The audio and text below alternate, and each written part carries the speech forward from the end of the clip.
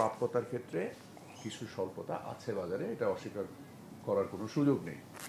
But আপনারা নিশ্চয়ই জানেন যে আমরা তেলের বাজারকে এবং তেলকে বৈচিত্র্যময় করার জন্য আমরা আমাদের যে স্থানীয় সূত্রে যে আমরা তেল পাই প্রায় 6 লক্ষ টন তেল, যেটা আগে ক্রুড আকারে ভারতে রপ্তানি হয়ে যেত, আমরা তার উপরে 25% রপ্তানি শুল্ক আরোপ করেছি, যার বিনিময়ে আমরা মনে করছি যে এই তেলটা স্থানীয় বাজারে চলে আসবে এবং আমাদের প্রচুর আমদানি জন্য যে বৈদেশিক মুদ্রা ব্যবহার হয় সেটা সাশ্রয় হবে।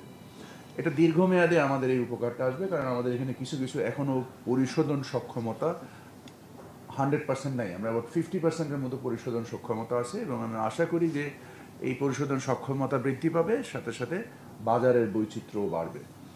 আপনারা জানেন যে মোটা দাগে আমাদের দেশে যে স্থানীয়ভাবে সরিষার তেল ছাড়া আমদানিকৃতভাবে পাম অয়েল এবং সয়াবিন অয়েল, সরকার যে নির্দিষ্ট মূল্য নির্ধারণ করেছে 175 টাকা, সেখানে কিন্তু পাম অয়েল বিক্রি হচ্ছে তার থেকে অনেক কম দামে।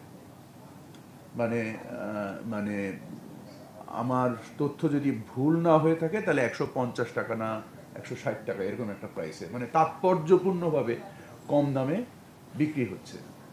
সো যেটাও সয়াবিনের তেলের যে চাহিদা এটা কিছুটা অফসেট করতে সাহায্য করছে, কিছুটা পূরণ করতে সাহায্য করছে।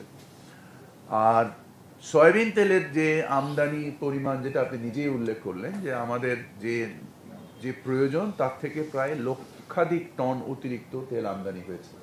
তো এই মুহূর্তে বাজারে যদি আপনারা দেখেন, রমজানের যত পণ্য, খেজুর, ছোলা, ডাল, চিনি, শুধুমাত্র তেল একটা সমস্যা বিরাজ করছে। আমি আশা করি 7 থেকে 10 দিনের মধ্যে তেলের বাজার স্থিতিশীল থেকে নিম্নমুখী হয়ে যাবে এবং এই সরবরাহের যে ঘাটতি ঘটেছে এক্ষেত্রে, যেটা আমরা মাননীয় নৌ উপদেষ্টার কাছ থেকে জানতে পেলাম যে চিটাগং বন্দরে অনেক জাহাজ এভাবে ভাসমান গুদাম হিসেবে ব্যবহার হচ্ছে। বাট আমি নিজে চিটাগং বন্দরের খবর নিয়েছি এবং তার স্থিতি নিয়েছি, ওখান থেকে চিনির জাহাজ বেশ কিছু আছে, বাট তেলের জাহাজ অ্যাজ সাচ ওইরকম নাই স্যার। সো অন্যান্য ভোগ্যপণ্যর একটা ইয়ে আছে এবং এটা যে মানে এটাও বাজারে আসবে, আমরা নিজেরাও এটা মনিটর করছি এবং আমাদের ভোক্তা অধিকার থেকে শুরু করে আমাদের মন্ত্রণালয়ের নির্দিষ্ট যে বাজার নিয়ন্ত্রণকারী যত সংস্থা আছে সকলে একযোগে কাজ করছে। টিসিবির অপারেশনকেও আমরা বিভাগ পর্যায়ে বিস্তৃত করেছি, যেখানে আমরা প্রায় 12 লক্ষ নতুন টিসিবির ট্রাক সেলের মাধ্যমে আরও নতুন করে আমরা এই পণ্যটা সরবরাহ করব, চাল সহ, খেজুর সহ, চিনি সহ।